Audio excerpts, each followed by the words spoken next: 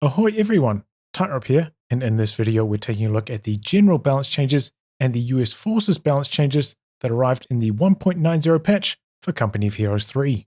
Diving into the multiplayer changes, I think it's worth reading what Relic has to say here about the manpower and upkeep changes.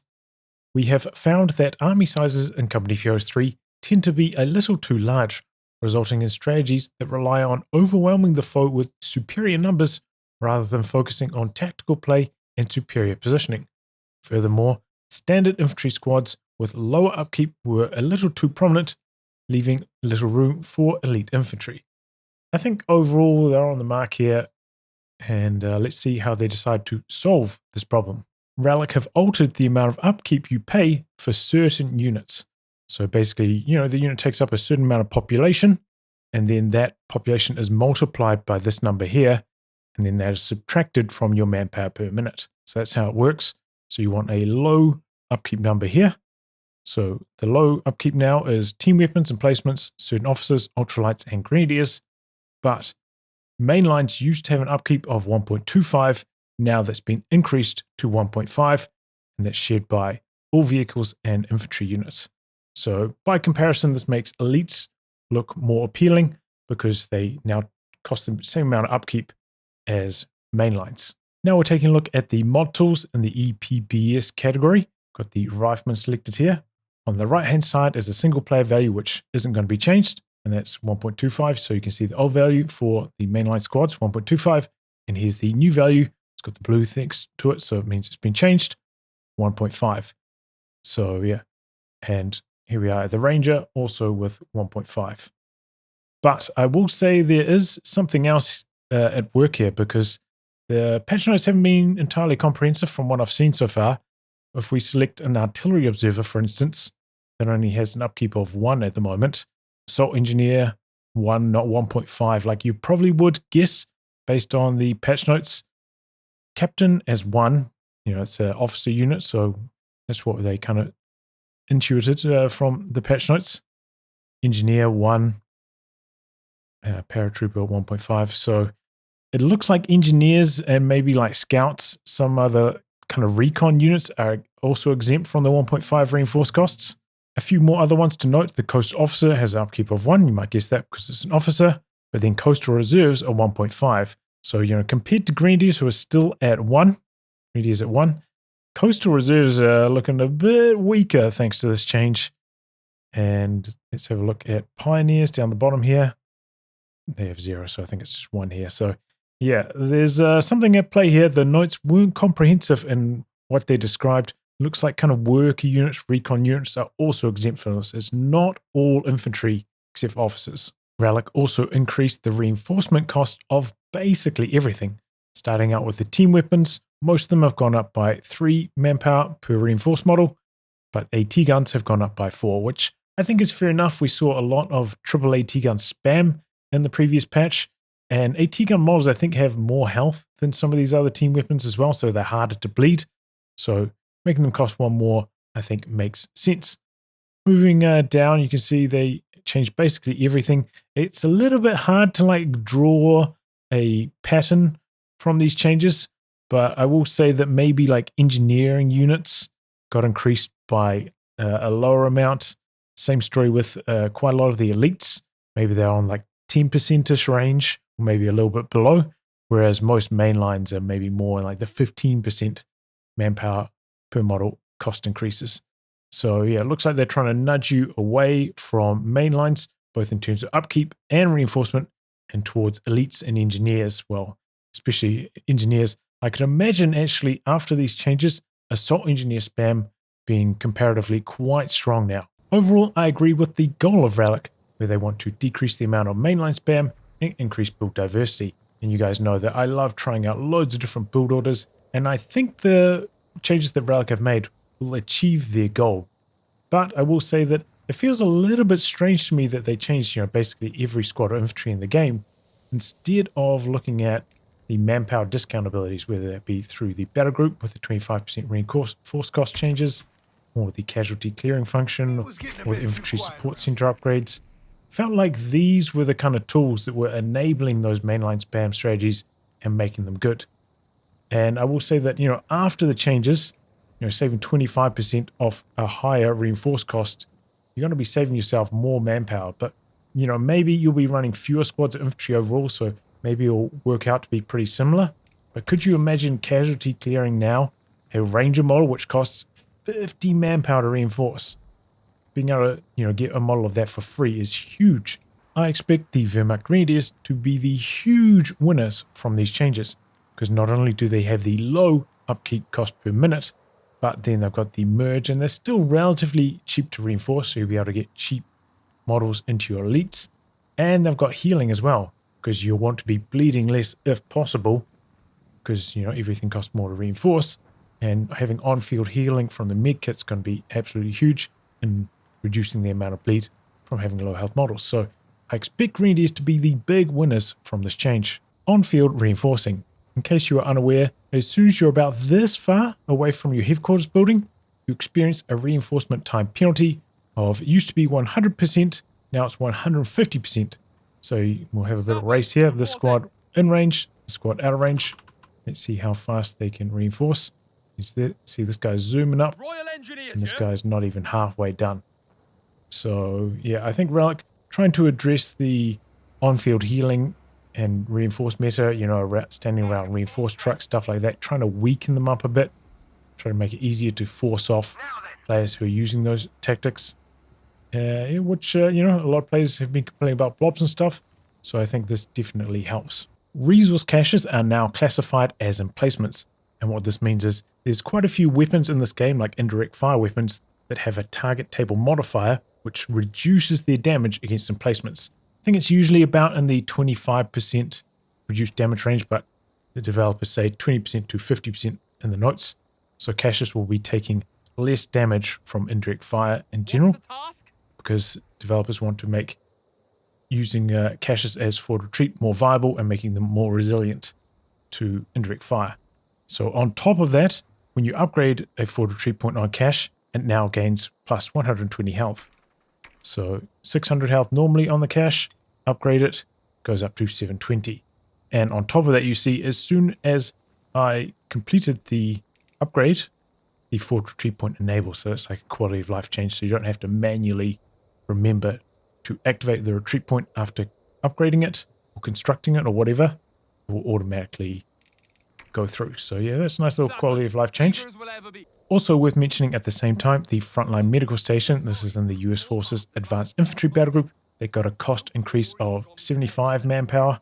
I think they're trying to bring it more in line with the cost of, building resource cache, upgrading to a forward retreat point, and getting some form of healing. They're trying to nudge it towards that. So yeah, that's, I think, their thinking behind this nerf. And it's a similar story for the supply surplus field infirmary that you get from Air and Sea. That's also had a change. Now, once you build it, you have to upgrade the forward retreat point. Gives the same plus 120 health as building a cache, but yeah, it doesn't have forward retreat by default. Going to have to spend an extra 150 manpower on it to get that. So yeah, it seems like they're trying to maybe nerf the cost of some of these battle group based ones, bring them closer to building them raw, but still like better maybe, I don't know. It does kind of limit your positioning, having to put it on a standard territory point. But certainly, this was one of the most popular battle groups in 4s, probably I think the most popular, and this mid-tent being so cheap with the forward retreat point was a large part of that. So yeah, they're kind of like buffing and nerfing forward retreats at the same time here. Giving this more health, more resilient to indirect fire, but nerfing the reinforce, nerfing the price a little bit. Tank traps for the various factions will now properly block shots from going through them. So if you're unaware of what the problem was beforehand, scatter shots from weapons such as, attack round shots from bazookas, or like say a tank who was shooting at your infantry, usually those are scatter shots, and they wouldn't get blocked by the tank trap. The shot goes straight through the tank trap and land on your infantry. So it looks like that's still possible if they thread the needle. Looks like you can still squeeze a shot through the tank trap on specific angles. So keep an eye out for that. But yeah, now they will block scatter shots properly which makes them better to use as cover, maybe a sandbag alternative. If we look at how much health they have, they've got 400 health compared to 300 on the sandbag, so they're a little bit more durable. I think they've got more armor as well, so they're going to hold up to more punishment. And they offer like a similar amount of cover positions. You can see the sandbag maybe offering like 3 or 4 cover positions if you're lucky. It's a pretty similar story for a tank trap. But yeah, as we just saw, shots can sneak through the gaps on the tank traps, so they're not quite as safe as sandbags in that regard, and the cover positions they offer are a little bit awkward stuff, but yeah, now they are a more viable cover alternative, and yeah, I actually found this bug when I've been doing my deep dives on handheld anti-tank weapons recently. The British Heavy Mortar, the Packhowitzer, and the LEIG have received a change as a group. They've had their AoE nerfed, so now like close to the center of their AoE, they're going to be doing 12 damage less every time they land, which is actually like a pretty big nerf. They've also increased the minimum range, so they won't be able to shoot units that are super up close. That's gone from 15, which is here, up to 25, which is here, which I'm definitely a big fan of, because I didn't like previously how you'd be pushing an LEIG with a squad of infantry, would get really close, and then the LEIG would shoot at you. Like, you know, those kind of shots were basically impossible to dodge. They arc super low, and they just nuke your squad as they were trying to get close and forces away, and then your squad would have to retreat. So I'm definitely on board with the minimum range change, at least on these weapons. Didn't matter too much with the mortar because, you know, it shoots super high. Just makes it easier to dodge.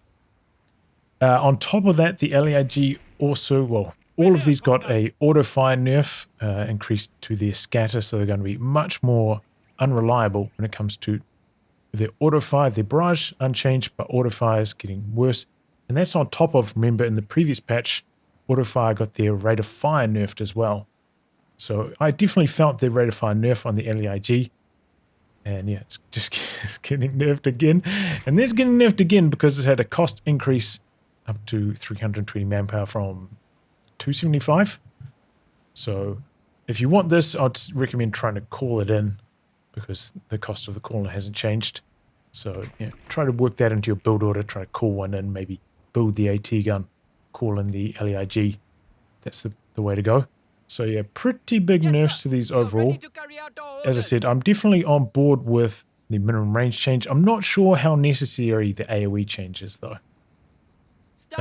Also, the Packhowitzer's got a new ability here, the Phosphorus now at Vet 1. Used to have no special ability at Vet 1, now it's got a new one called White Phosphorus. Looks like it's 25 munitions, so let's see how it goes against a couple of team weapons over here. Not super long range, but off to the side.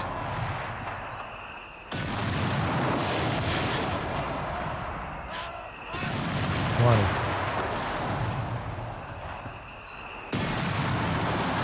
So it looks like if it lands directly on top, maybe it does 10 damage, like impact damage.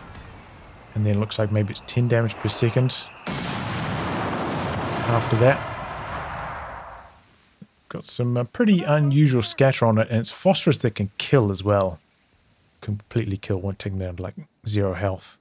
Heavy machine gun weapon teams. I think that post TTK changes a couple patches ago, most people will agree that they weren't really keeping up, weren't able to keep blobs down, and just weren't doing enough damage. So Relic have rectified that. First off, all machine guns have basically got a 15% increase in accuracy at all ranges. So it is lower than the 25% increase in accuracy that we saw from most squads in the TTK changes, but you know, it's still something and it's much appreciated. On top of that, they've also changed area suppression. So now that all machine guns will do the exact same amount of suppression to whatever they're shooting at and whatever other units are within the area range of what they're shooting at. So previously, I think it was, they did 93% suppression to other units that were in the area, but now it's 100%. So if you're shooting at something, everything else that's in the area should all get suppressed at the same time. So we'll see if that works. So yeah, you see them, they go down at the exact same time. I'll put this guy on invulnerable so he doesn't die. See if they all get pinned at the same time. Yep. So that's the effect of that. So it should be more effective at suppressing blobs of units. I will say that it doesn't look like they addressed it being quite hard to put machine guns in cover properly. So there's still some work for them to do fixing that bug. Looking at the M1919 heavy machine gun specifically, first off, it's had a cost increase by 20 manpower. All right, because it's got a new ability here called defensive setup. Just have it by default. Whenever the M1919 is set up, it takes 20% less damage. So you can see it looks from the cover shield like it applies while you're tearing down, but not while you're setting up. Not until you've been set up for about a quarter of a second does this shield icon appear. So yeah, that's pretty strong. Makes it much more resilient to all forms of damage, and I believe all stack with like heavy cover as well. So chucking this behind heavy cover is going to make it very tough to dislodge. Its veterancy abilities have also been changed. This one here used to already kind of have this ability, and now it takes this ability from 20% up to 30%. So that's one of your Vet 1 options. And the other veterancy ability, button vehicle, has also been changed. Now you just click the button. You don't have to specifically use it on one vehicle, which was always a bit of a problem because the vehicle might drive out of range while you're using it, and just made it very hard to use. And, the M1919 doesn't have very good penetration. I think it's got 1.2 far penetration. So, to get the full effect of it, you need to penetrate, and can only really penetrate light vehicles reliably, and light vehicles are usually quite fast. So, yeah, made button quite hard to use before this, but now you just push it.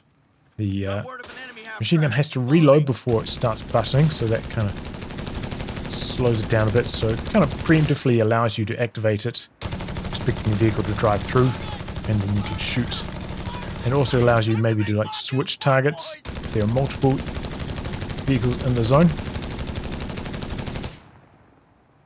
Switch between targets, and yeah, just makes it way, way, way easier to use button. Good change. The MG42 also received a buff this patch, since, pre-patch it already had pretty good area suppression, so the area suppression change wasn't as big of a buff to the MG42 as it was to, say, like the Vickers. The area suppression range of the MG42 has increased up to 17.5, so I'm going to be able to shoot at this model, and this different squad all the way over there is also going to be able to get suppressed because of the buff. So yeah, you're going to have to spread really far apart on your squads if you don't want them to get caught by the MG42 now. You're going to have to spread out a long way. You can see how far that is. Spread out more than that, otherwise your squads are going to get suppressed. One final word regarding machine guns. Relic do have to be very careful not to overbuff them, because if we look at what else happened in this patch, it did get made to look a lot more appealing. Mainlines more expensive to reinforce, and upkeep, whereas machine guns have the low upkeep rate, so that makes them appealing. On top of that, they got 3 manpower per model increase, whereas a lot of the other mainlines are like 4. And typically machine guns bleed less than mainlines because, they fire from long range and they suppress whatever they're shooting at, so less damage comes back their way, so they tend to bleed less as well. So, yeah, there's a lot of things going in their favor in this patch. Anti-tank guns have been nerfed this patch. First off, they had a cost increase by 20 manpower to construct them, on top of their reinforced cost being increased by 4 per model, so hitting them in the manpower department. And on top of that, their setup time has been nerfed by half a second. So we're going to attack move this forwards here into this tank. Teardown time's the same, but yeah, you can see they take half a second longer to set up now, so it makes attack moving them around worse. Which is, I think, fine because I think it was too easy to use anti-tank guns before, and maybe not rewarding enough having them set up in the right position ahead of time. So yeah, just rewards more tactical play. So I think those are fine changes, but the 2-pounder did not get any setup time nerfs, which I think is fair enough because it's very reliant on its mobility. It's often fighting against light vehicles and stuff like that where, they can clear the arc of the setup much faster. It's kind of more of a limited timing unit, and already wasn't seeing very much play in the first place. So I think that's fine that it got exempted from the setup time changes. Capturing territory. This group of units that you see here, the Kessenkrad, Kradschützen, Scout and its variants, Weasel and 4x4, when they capture a point, they will now gain 100 experience.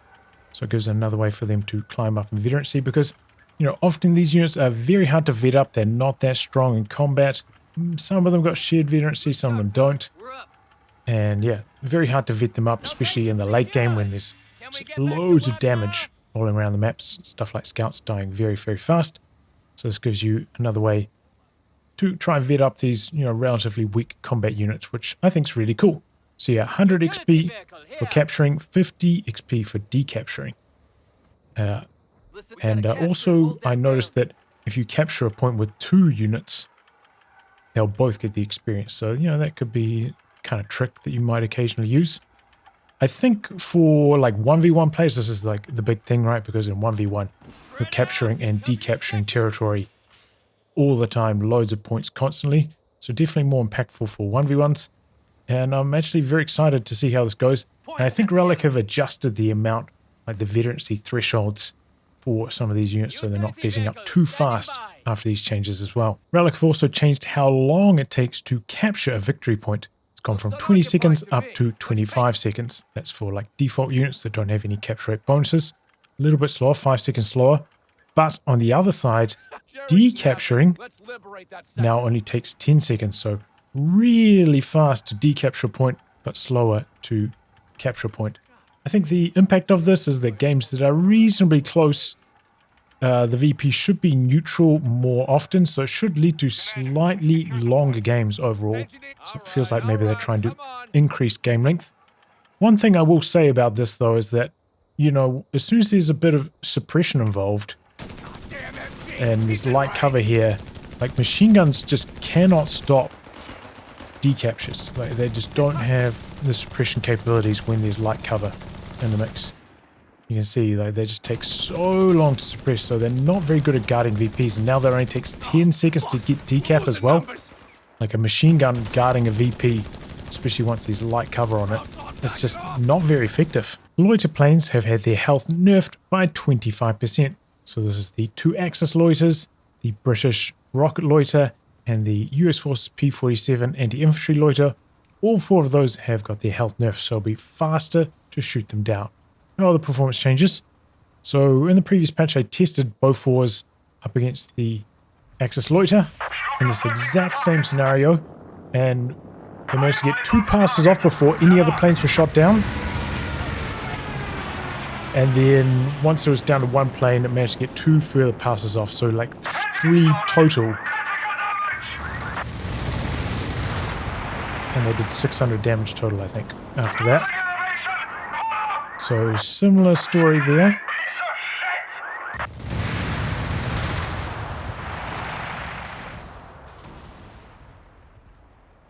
Uh-oh.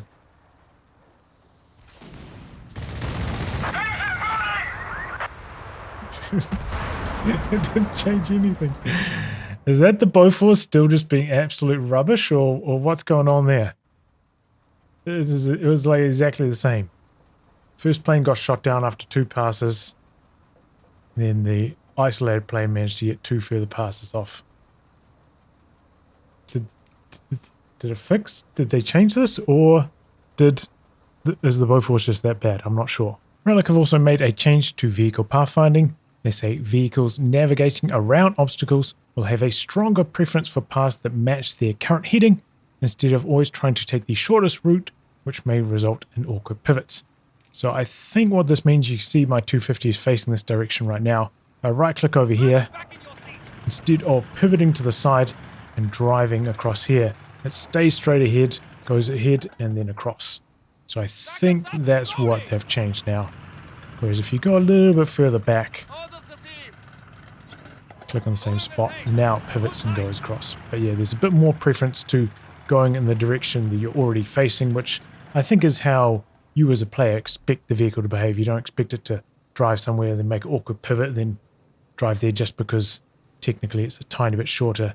It makes vehicle pathfinding a little bit unpredictable. So on the face of it, seems like a fine change. One thing that I was thinking maybe related to vehicle pathfinding is that, some situations, say I've got my flak feeling here, it's being attacked by an AT gun coming from this direction, and I just wanted to get out of this zone as fast as possible. Maybe I'm going to try to reverse it to like here, towards my base. And if you see, like, it kind of stays on the spot, pivots, and then drives away.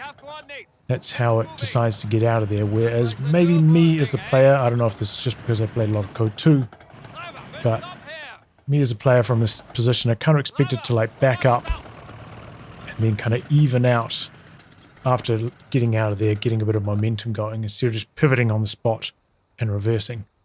Because, yeah, if you pivot on the spot, then reverse, you're sitting in front of the AT gun for longer, leaves your vehicle exposed to fire for longer. And I suppose, you know, manually, I could manually try reverse and do stuff like that, but I feel like sometimes in Company of Heroes 3, it's better to just give your vehicle one order and let it sort itself out. And yeah, I'd like it if it would kind of work that way when it comes to reversing like that, trying to get away from the source of danger as fast as possible rather than pivoting on the spot a little bit more. Relic have also done a complete overhaul on Veterancy, changing the Veterancy of every single unit in the game, which is a bit too much for me to cover in this particular video, but they say their goals were to make units more distinct from one another and increase the power level of high Veterancy units. Looking over the changes, like a brief pattern that I could see, it seemed like maybe they removed some of the early like Vet 1 and Vet 2 bonuses. Like it used to be quite common in Code 3 to kind of like a sprinkling of a lot of bonuses at each Veterancy stage. It seems like they kind of removed a couple of the Veterancy bonuses from the early stages of Vet 1 and Vet 2 that then makes Vet 3 look comparatively more powerful. So that's kind of interesting. It also makes me think that like purchased Vet is probably going to be worse now because the Vet 1 bonuses you get compared to the enemy at Vet 0 are going to be less. So I would say that, you know, like early purchase Vet, especially from Brits who just get a flat amount and don't get like a 25% boost to their future Vet gain like the Axis troops do, that's probably going to get weaker this patch, I would guess. Moving on to the US Forces changes, and we're starting out in the Mechanized Support Center. Rearm and retrofit has been removed from this and replaced by salvage crew. This gives engineers the ability to salvage vehicle wrecks. So as you see there, it gives you 30% manpower, 25% fuel when you salvage, which means you basically only have to salvage about one vehicle for this upgrade to pay for itself. So it makes it actually, you know, pretty strong, especially if you're maybe playing armored, you've got a few assault engineers running around. I feel like this gives the Mechanized Support Center kind of a way to keep up in terms of manpower and economy compared to the Infantry Support Center with its discounts. So yeah, I think that's pretty strong. And you don't have to be sad about Rearm and retrofit disappearing because the abilities from that have generally just been added onto these vehicles. Here we are with the Greyhound. New Vet 1, canister shot is now one of its Vet 1 options, and it's just a timed ability once you get Vet 1. And it has another Vet 1 ability here called Raider. 2 decapture speed once it gets Vet 1. Note it says cannot capture here, very important. Cannot capture, can only decapture, but that is super fast decapture speed. Really, really fast. We'll see how it goes here. Got like a cut-off style standard territory point. We'll roll this in here. That's just going so fast. But yeah, cannot capture thereafter. So yeah, canister if you want to just like nuke infantry. Raider if you want to be annoying, harass cutoffs, maybe harass VPs with their fast decapture rate now. That could be quite a strong option. Then onto the Sherman. It has smoke now by default. So just, yeah, free smoke makes the Sherman a lot better. The Hellcat, it gets HVAP rounds as one of its Vet 1 options, so you don't need Rearm and retrofit for that anymore. And also gets a new Vet 1 ability here called Shoot and Scoot. The first thing you may notice on the Hellcat now is got +7 vision range while stationary, which does make it a little bit easier to use its 45 attack range. So you lose the sight when you start moving, but as soon as you stop, you get the sight back. So yeah, it makes it easier for you to see the enemy's tanks and start firing first. And then you saw the Shoot and Scoot kicking in there. Gives you a speed buff when you fire a shot while being stationary. So, you know, if you want to try get out of harm's way or something after landing a shot, you can shoot and scoot your way out of there. I think the Hellcat's previous Vet 1 abilities were kind of trash, so this is a big upgrade. You know, that first strike bonus almost never came off because the Hellcat was generally moving, so you couldn't take advantage of it. And also their high explosive barrage was kind of okay, but a bit of a meme, hard to use.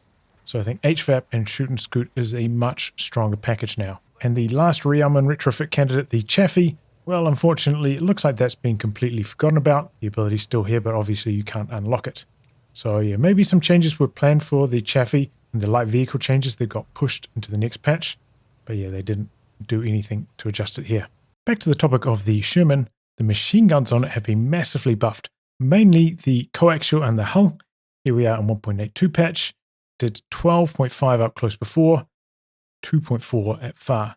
Now it's doing 25.5, so basically double at close range, and 11, so like almost 5 times more long range.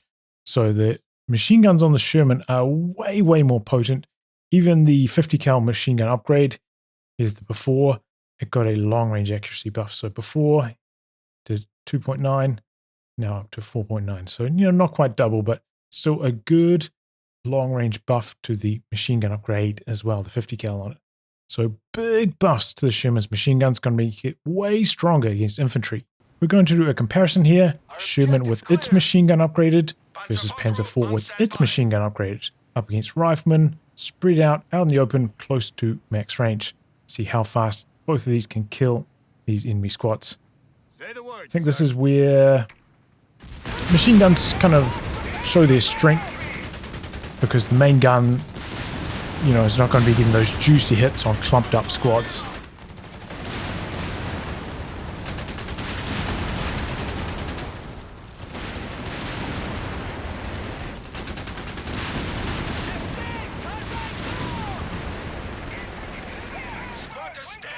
Well, looks like it's better, right? It just looks like the Sherman's better at infantry at this range. I know this is not a huge sample size, but it looked pretty consistent. The Vet 1 ability on their scouts have been changed. First off, we're going to look at stealth reconnaissance. Activating it, you can see they no longer go prone, and the speed penalty associated with this has been reduced from, I think, 70% down to 50%. So they move a little bit faster when they're in this camouflage mode, which is camouflage out in the open.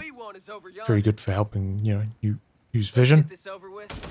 And yeah, now if they run into an enemy squad and get this broken, they'll actually shoot back rather than just sitting there doing nothing. So kind of makes it easier to use scouts with that recon mode, which was kind of cool, but a little bit underutilized. Now we're going to have a look at smoke drop, the other option. This is when they retreat. They'll drop a smoke.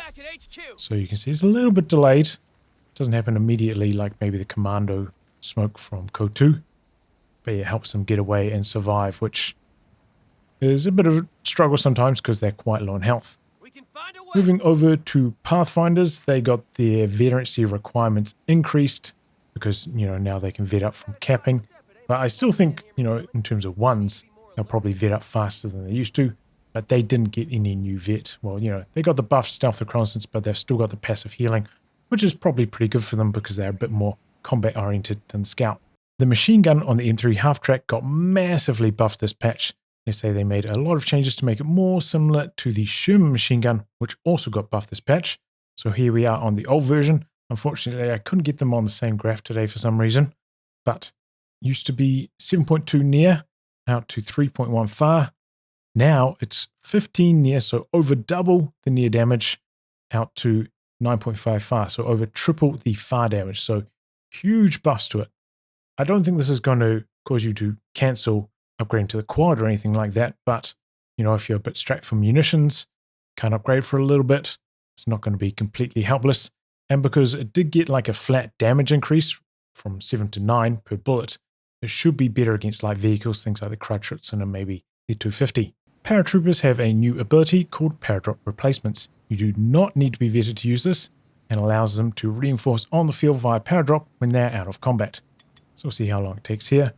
Remember, on-field reinforcement got a nerf to its rate, so it takes quite long for a model to reinforce. But, I could imagine a situation where you fight a squad with the paratroopers, you win the fight, and you go to capture a point, there's no aggro coming in for a while, and you're able to reinforce them on the field. So that's, pretty tasty ability for them. But of course, you could struggle for healing. So it's not really going to stay on the field for ages without bleeding a lot of manpower. They also have new vet abilities. One's called Packed Explosives. Gives them 25% more damage and radius to their grenades and satchel charges. Note that it says explosion experts here, so they've kind of mucked up the naming a little bit. But what this allows is the satchel charge usually does 600 damage, right? A satchel charge. But with 25% more, I think it takes up to 750. And that's enough to kill a Panzer IV that doesn't have the skirts on it yet. One satchel charge. That is like bonkers. Really, really strong. So if you can get that off, you're a beast. And the other ability is called Seize and Hold. Very similar to the ability they used to have, which was like a capture rate bonus. But on top of that, if you're within 10 range of a territory point or victory point, they get 15% damage reduction. So they kind of want you to be like a really strong capping unit. So because it's not active yet, that's the radius. You have to move a little bit closer. Move out. A little bit closer, and there it is. 15% damage reduction. So yeah, it makes them a strong capping unit. Pretty good. So paratroopers lost their ability to camouflage at vet, but SSF Commandos gain the ability to camouflage, and they don't even have to be vetted up. In exchange for this, though, they did lose 100 health, so that's a pretty big nerf. But yeah, you're going to get that ambush bonus if you're attacking from camouflage. So yeah, maybe we'll make up for it. More damage, but able to soak up less damage in return. We'll have to wait and see. Try it out. On top of that, they also made the weapon swap way slower. So now if you're swapping weapons, you won't be able to swap again for another 15 seconds. So that is really, really slow. You won't be able to like quickly chop and change when switching between vehicle and armored targets. So that's a pretty big nerf to their versatility. Artillery observers, when they monitor a beacon, it speeds the cooldown up even more. So it used to be 20 seconds when they're monitoring a beacon. Now it's down to just 15, which I think makes sense because almost nobody was monitoring beacons with artillery observers before this. Almost never saw it in any games. Just, tying up a whole unit to do that, quite painful, but 15 seconds, I could see it, especially in a congested area. They had quite a lot of buildings and like 4v4 or something. I could definitely imagine monitoring being quite successful. One more thing I'd like to say about these beacons, though, it'd be nice if when you had them in construction, you could see like the default radius on them. Because I think a lot of players maybe not super familiar with exactly their range. And if you're trying to put them right on the edge of range of a building, because you want them to be far back and safe. And maybe if you want to monitor them, you want them to be far back so the enemy can't see you monitoring them. Then yeah, you want to know the ranges precisely. And because you can't see the ranges while you're constructing it, it's a little bit limited. So that would be nice if they could add that in as well. Just one tip regarding monitoring beacons, you can activate stealth reconnaissance and then monitor the beacon, or vice versa, monitor the beacon, then activate stealth reconnaissance. So it gives you an option to try and do this more sneakily without being spotted or revealing the location of your beacon. Also in the advanced infantry battle group, ammunition store has been changed. Now it gives 40% reload speed and 40% ability recharge speed. So that's huge. Like at 33%, I already thought this was really good, and it's not really that expensive either. So that's a big buff. So we're going to see, they also changed like how big the explosion was when it dies. I think before this it was, they kind of made it as a big thing, but it was kind of pathetic. But now they've buffed up the explosion, so it's more of a drawback. You want to stand a little bit further away from it. But we'll see exactly how far away. We've got a Sherman right next to it to measure like maximum damage. Squad right next to it, and then squad kind of spaced away from it so we can see the radius, the death zone on it. So Sherman took 280 damage, is that? It's not critical to a medium tank. And then the squad took a surprising amount of damage. Like I built the ammunition store right on this line, so it looks like up to about here. So maybe like 12.5 radius on it, on the explosion. Which is, it's like a reasonable amount, of course, but not crazy. Because the ammunition store's got a pretty big zone, so try and stay like in this zone away from the ammunition store. Not right next to it, because if it dies, boom boom. Relic have really shaken things up this patch with the wide-reaching changes to Upkeep, Reinforce, and Veterancy. So I'm looking forward to trying the game out myself, see how it feels after these big changes. A huge thank you to all of my Patreon backers, and if you enjoy my content, I hope you consider coming on board.